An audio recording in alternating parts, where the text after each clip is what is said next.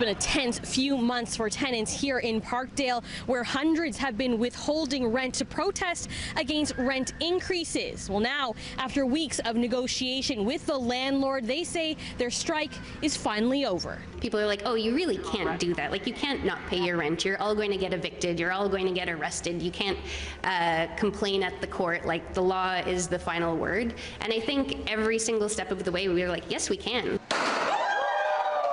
Cheers at a Parkdale building today as residents marked the end of a long battle.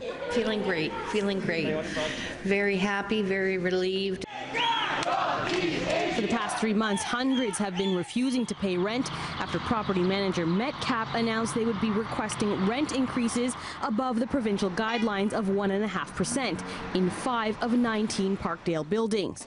After protests that saw clashes between residents and Metcalf's CEO, I have it on video. And mass eviction notices sent out, the two parties finally sat down at the end of June to negotiate.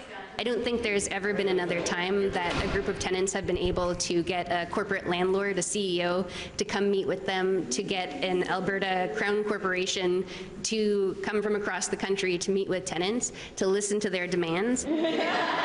About 20 tenant representatives were part of a team that sat down with Metcalf Living and Aimco. We couldn't reach Metcalf for a comment today, but tenants say the property manager has agreed to a substantial reduction of the proposed rent increase, though they were unable to share details of that agreement. They say Metcalf has also agreed to a relief program for low-income tenants and an enhanced maintenance and repair program. It feels pretty good to know that, yeah, we were pretty successful and we got what we wanted and we finally got through. When I think back to March, I can't believe that we got here. It's vindication for a group that has faced criticism and fears about the potential consequences of their protest tactics. Very scared what to do, whether we'll join or not. If we'll join, what will the reaction?